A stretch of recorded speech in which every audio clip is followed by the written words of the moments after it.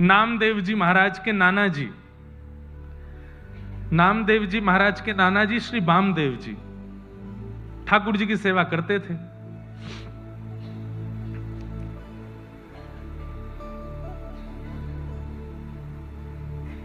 आप कोई पद ढूंढ के रखिएगा नामदेव जी का, अभी गाना है, अभी बीच में ही गाना है।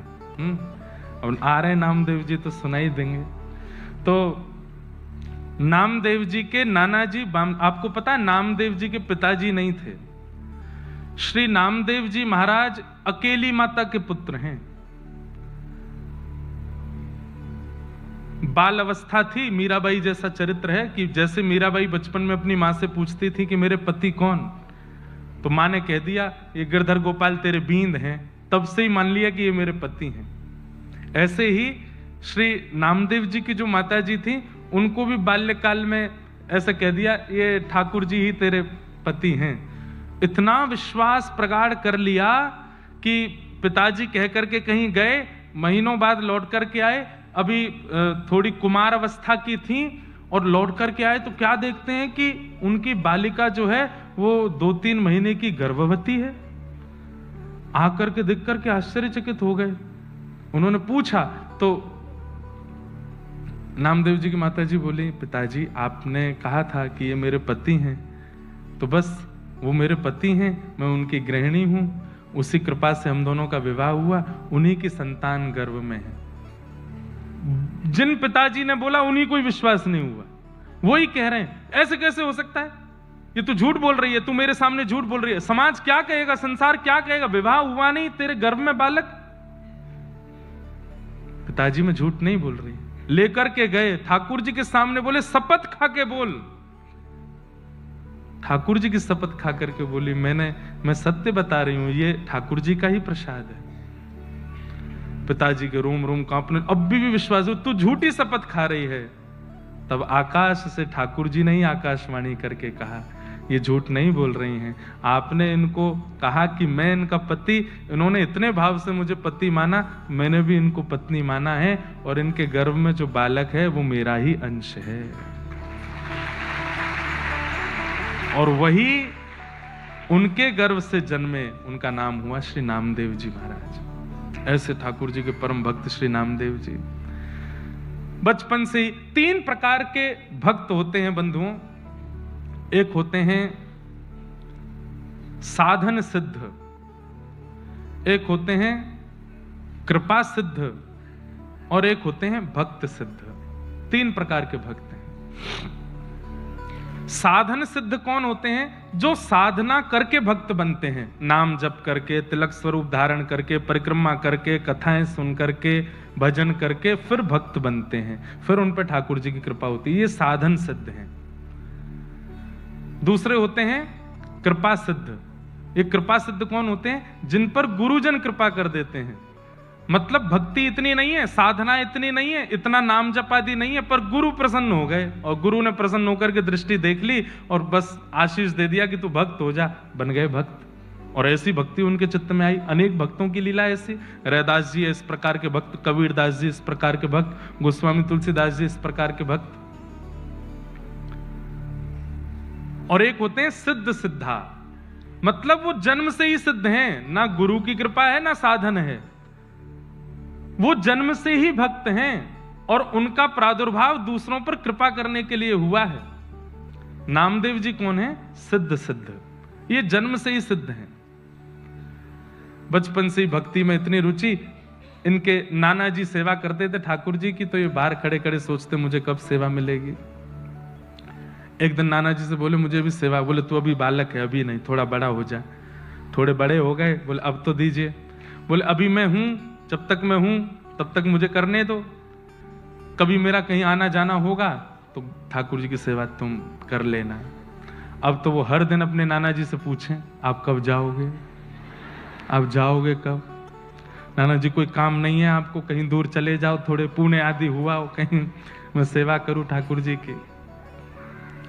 एक दिन ऐसी योजना बनी, ठाकुर जी को ही इच्छा हो गई कि नामदेव जी मेरी सेवा करें। ये इतना व्याकुल होकर के मुझे देखते हैं, तो इनके नाना जी बड़े बड़े कार्यों को भी ठुकरा देते थे कि सेवा नहीं छोड़ूंगा, लेकिन आज एक ऐसा कार्य आया कि इनको जाना ही पड़ा। और तीर्थ के ओर जाना था, तो कुछ समय महीने लगा के आना था। बोले नामा, बोले जी नाना जी। बोले अब तेरा समय आ गया, अब मैं जा रहा हूं तीर्थ में, तू कर सेवा। ओहो, नामदेव जी तो नाचने लगे। बोले ऐसे सजाऊंगा, ऐसे श्रृंगार करूंगा, ऐसे भोग लगाऊंगा, अब तो मैं सेवा करूंगा, अब तो मैं इनके संग आनंद करूंगा। वामदेव जी चले गए, नामदेव जी सेवा में आए। ठाकुर जी की कुछ विधि सेवा की नाना जी बता के गए थे, बिना भोग लगाए पाना नहीं। ठाकुर जी के आगे भोग पधराया, भोग पधरा करके नामदेव जी बैठ गए। बोले पाओ। ठाकुर जी चुपचाप खड़े हैं। थोड़ी देर हो गई, बोले आप पा क्यों नहीं रहे? कुछ भोग में प्रसाद में कमी है, पा लीजिए नाथ। आप नहीं पाएंगे तो मैं भी नहीं पाऊंगा। एक दिन नहीं पाया, 2 दिन नहीं पाया, तीसरा दिन आ गया। यहाँ छोटे से नामदेव जी भी भूखे प्यासे बेचारे, जब तक ठाकुर जी नहीं पाए मैं कैसे पाऊं? तीसरा दिन जब आया, ठाकुर जी ने आज भी जब भोग नहीं पाया, तो श्री नामदेव जी ने एक छुरी उठा ली और अपने गले पर रख ली। बोले आपको नाना जी की बहुत आदत लग गई है, उन्हीं के हाथ का पाते हो, उन्हीं के हाथ से राजी रहते हो। मैं क्या कमी कर रहा हूं? मैं इतने भाव से तो सेवा करता हूं, मेरे हाथ से क्यों नहीं पा रहे? आज भी अगर आपने नहीं पाया, मुझे ऐसा लग रहा है मेरी भक्ति शून्य हो रही है, आप नहीं पा रहे हैं तो। आपने नहीं पाया तो मैं अपने प्राण त्याग दूंगा। इतने में ही ठाकुर जी प्रकट हो गए, हाथ पकड़ लिया। अरे नामा, मैं ऐसे ही थोड़ी आ जाता हूं, तपस्या करनी पड़ती, कुछ दिन प्रतीक्षा करनी। तू 3 दिन में ही तू छुरी लेके बैठ गया। कुछ दिन तो प्रतीक्षा करनी थी, कुछ दिन तपस्या कर, प्रतीक्षा कर, फिर आऊंगा। नामदेव जी ने हाथ पकड़, अब आ गए हो तो क्यों जा रहे हो? अब पी जाओ, खा जाओ इसको। ठाकुर जी बोले बहुत सरल है, बहुत सहज है। बंधुओं, या तो भयंकर तपस्वी नाम जापक आदि कुछ बन जाए तो भगवत कृपा, या अत्यंत सरल सहज बन जाए, इतना सीधा, इतना भोला भौंदू बन जाए तो ठाकुर जी की कृपा होती है। बैठ गए। नामदेव जी सुंदर सुंदर पकवान देते हैं, ठाकुर जी प्रेम से पाते हैं। अब तो इतने प्रसन्न हो गए नामदेव जी कि रोज ठाकुर जी आते हैं। नाना जी लौट करके आ गए कुछ दिन बाद। जैसे ही नाना जी आए, आकर के बोले कैसी रही सेवा आदि, कैसी चल रही है? आप ही जाके पूछ लो, भीतर जाके आप ही देख लीजिए। तुम्हारा जैसे वामदेव जी ने प्रवेश किया तो ठाकुर जी अलग ही चमक रहे थे, अलग ही उनके मुखमंडल का जो स्वरूप। बंधुओं, सेवा से ठाकुर जी की जो श्री विग्रह है वो बोलने लगता है कि मेरी सेवा कैसी हो रही है। वामदेव जी ने जैसे ठाकुर जी को देखा और मंदिर का वातावरण, आभा, प्रभा, सुगंधी सब कुछ से लगने लगा कि ठाकुर जी सेवा तो हुई है। नामदेव जी को हृदय से लगाया, बहुत प्रसन्न हूं। अब आज से सेवा नाना जी करने लगे। सामने भोग प्रसाद रख दिया, नामदेव जी खड़े खड़े देख रहे थे। अब वो तो थोड़ी देर भोग रख के पर्दा करके उठा लिया। बोले ये क्या कर रहे हो आप? वामदेव जी बोले भोग लगाए बेटा। भोग कहां लगा? इसमें तो सारी सामग्री रखी है, कुछ खाया तो है नहीं ठाकुर जी ने। वामदेव जी बोले ऐसे ही लगता है भोग, ठाकुर जी के सामने पधरा दो, पर्दा लगाओ, उठा के ले चलो। बोले मेरे से तो ऐसे नहीं होता था, मैं तो थाली की जितनी सामग्री धरता था सब पाते थे ठाकुर जी, सब पाते थे। बोले हाँ, अच्छा तो ये ले थाली, पवा के दिखा। सामने रख दिया। नामदेव जी बोले जय जय, आ जाओ, जैसे हर दिन आते थे वैसे आ जाओ, जल्दी आ जाओ। ठाकुर जी नहीं आए।